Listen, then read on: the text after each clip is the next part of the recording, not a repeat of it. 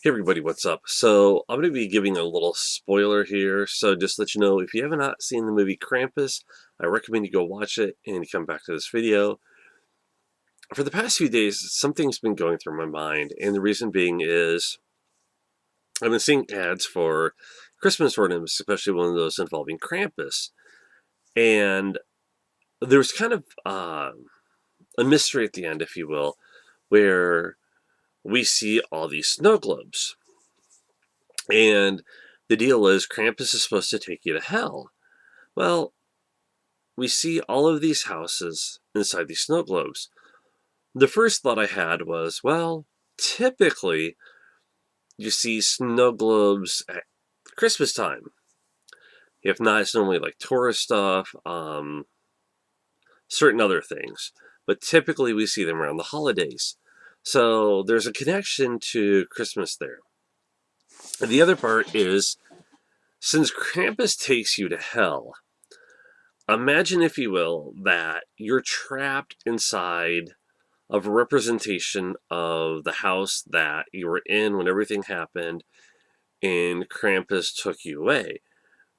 And you're surrounded by the people that basically cause you to screw up and have Krampus arrive.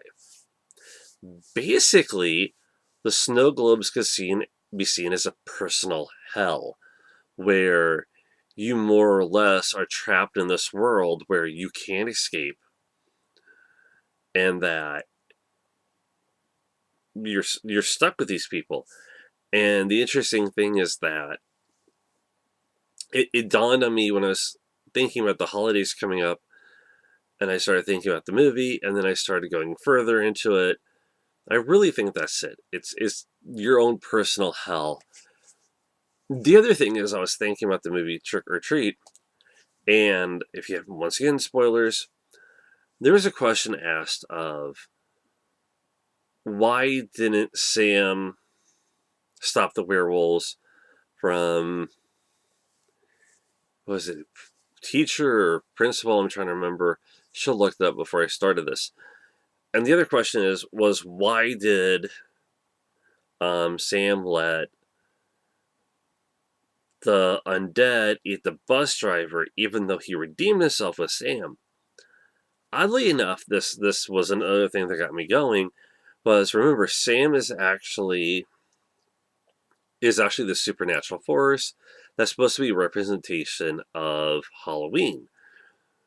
So the thing about the werewolves is that, in my opinion, they were dressed in costumes, number one. Number two, if you think about it, werewolves are kind of associated with the supernatural. And what is Halloween? The time when the veil between the worlds is thinnest.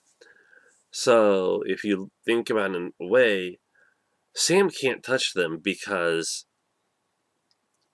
they are doing what they're supposed to be doing. They're not breaking any of the rules. So no matter what they do, Sam can't touch them. Even if somebody's followed the rules, there's nothing he can do. Or maybe because they're supernatural, they're outside of his realm, so he can't do anything. I think it more has to do with the fact that, once again, they were following the rules. Number two is really with the bus driver. Um, to me, it kind of falls underneath the same idea. These beings are supernatural. They come back from the dead. Sam can't do anything because when they died, they were wearing costumes. Same thing. Their spirits out for revenge. So yes, there's one of two different possibilities. One being that because they're supernatural forces, Sam can't touch them. They're also wearing costumes. Once again, they're following the spirit of Halloween. There's really a twofold thing there. And ultimately, I just feel like Sam can't touch them because overall, there's tradition involved. The other thing is more of a revenge thing than anything else. He can't stop them from getting revenge but there's really nothing he can do. The other possibility is because they're supernatural beings, and he himself is one, he can't do it. If we think about it, Halloween originally started as people donning costumes, masks, just basically scare the dead so that they wouldn't cross over and stay in our realm. That was the point of it. And we have to remember there's been a lot of traditions for Halloween. The kids that basically scared that went down to where the bus was and they scared the one girl, they were pulling a trick on her. Kind of a rule that, couldn't be broken there. But Sam didn't stop them from being eaten or killed or whatever. Why? Same thing. It's either supernatural or they were still in the costumes they were when they died. They don't fully explain a lot of what Sam is other than enforcer of the rules. So there might be things outside of his realm of control. But overall, I'm just going to go with the fact that everybody was following the traditions of Halloween. And that because of that, there was nothing he could do. There's nothing, as far as I could see, where he can't touch anything supernatural. So you have two different ideas.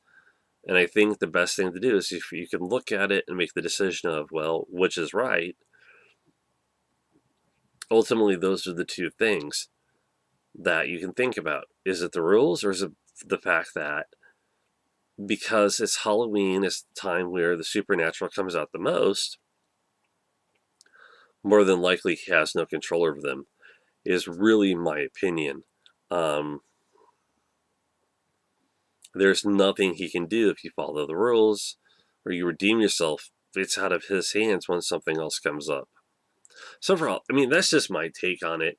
I really wanted to talk about, the theory behind Krampus and the two behind Trick or Treat, because overall,